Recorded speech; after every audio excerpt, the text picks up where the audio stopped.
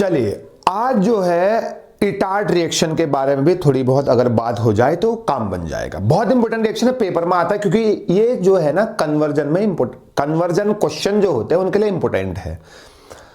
अच्छा, इटार्ट रिएक्शन में आप कैसे पहचानोगे? इटार्ट रिएक्शन है नंबर 1 टोलुइन, बेंजीन के ऊपर CH3 टोलुइन है, साथ में क्रायोमिल क्लोराइड दे रखा होगा। CrO2Cl2 के प्रेजेंस में अगर रिएक्शन करेंगे in the presence of carbon disulphide, आपको याद ये करना है डायरेक्ट बनता है बेंजल्डिहाइड। बेंजीन के ऊपर CH2 ऑक्सीडेशन हो गया है किसका? टोलुइन का। टोलुइन का ऑक्सीडेशन इटार्ट रिएक्शन से भी होता है। किससे होता है? इटार्ट रिएक्शन से, है नहीं है? तो जो टोलुइन है उसका रिएक्शन इटार्ट रिएजेंट मतलब तो क्रायोमिल क्लोराइड के प्रेजेंस में रिएक्शन करेंगे in the presence of carbon disulphide, तो किसका फॉर्मेशन होता है? बेंजल्डिहाइड का फॉर्मेशन होता है। डायरेक्ट आप याद कर लीजिए। अगर पेपर में आ गया टोलुइन था, इसके रिएक्शन आप KMnO4 के प्रेजेंस में करेंगे in the presence of H+, तो क्या बना देगा? बताओ क्या बना देगा? बेंजोइक एसिड बना देगा, है नहीं है? मैंने आपको बताया था, ठीक। तो बेंजीन के जितने भी डेरिवेटिव्स होते हैं तो एसिड के प्रेजेंस में रिएक्शन करेंगे स्ट्रॉन्ग ऑक्सीडाइजिंग एजेंट के प्रेजेंस में, तो ये आपका बेंजोइक एसिड बना देता है नहीं? लेकिन इटार्ट रिएक्शन ऊपर वाली है, ये वाली भी नहीं है और ये भी नहीं है। तो टोलुइन की रिएक्शन क्रायोमिल क्लोराइड के साथ करेंगे in the presence of CH2। आपको ये याद रखना है बेंजल्डिहाइड का फॉर्मेशन होता है। ऐसे नीचे वाले भी है, ये लो, ये है एनहाइड्राइड, एसिटिक एनहाइड्राइड, और ये आ गया क्रोमेट।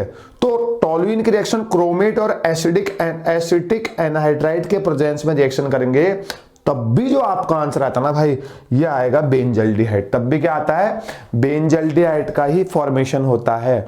तो आपको यहां पर घबराना नहीं है। तो पहली वाली इटार्ट है, दूसरी वाली तो इटार्ट की जैसी है, तो एक्स्ट्रा रिएक्शन तो मैंने आपको यहां पर बता दिया, ठीक है। तो इटार्ट कैसे पहचानोगे? टोलुइन की रिएक्शन जब क्रोमाइल क्लोराइड के साथ रिएक्शन करेंगे in the presence of carbon disulphide, तो यहां पर बेंजल्डिहाइड का फॉर्मेशन होता है। और हां, अगर इसकी रिएक्शन फिर किसके साथ कर दो? ZnHg के साथ कर दो in the presence of HCl, मतलब जिंक अमलगम के साथ कर दो, दोबारा से टोलुइन बना देता है नहीं है? क्योंकि रिडक्शन में हेल्प करेगा। देखो जिंक अमलगम है नहीं है? क्लीमेंसन रिडक्शन बोलते हैं इसको, क्लीमेंसन रिडक्शन। तो ये CO ग्रुप को किस में कन्वर्ट कर देगा? एल्केन में कन्वर्ट कर देगा, दोबारा से टोलुइन बना दो इसको। ये कन्वर्जन में आपको पढ़े होंगे, तो आगे हम पढ़ेंगे, बहुत बढ़िया सा सवाल लेके आएंगे, ठीक है। तो ये था इटार्ट रिएक्शन। ऊपरले इटार्ट है, ये इटार्ट की जैसी है, तो पेपर में इसको मत लिखना इटार्ट में, ये इटार्ट रिएक्शन होगी, ठीक है ना। पहचानोगे इन रिएजेंट से, ठीक है, ये वाले रिएजेंट से। तो ये तो मैंने बीच में क्वेश्चन इसलिए ला गया क्योंकि बताया है हमने, है नहीं? बेंजीन के जितने भी डेरिवेटिव्स होते हैं, कार्बन के ऊपर या तो H होना चाहिए कार्बन के साथ, या तो डबल बॉन्ड होना चाहिए, तो ऑक्सीजन होना चाहिए, तो वो किस में कन्वर्ट कर देगा? बेंजोइक एसिड में कन्वर्ट कर देगा। हालांकि इसको भी कन्वर्ट कर देगा, बेंजल्डिहाइड को भी कन्वर्ट कर देगा in the presence of H+ और KMnO4। तो ये इटार्ट रिएक्शन है, मैं आपको बता चुका हूं, ठीक है ना। तो आगे रिएक्शन में मिलते हैं। Till then have a nice day, thank you so much.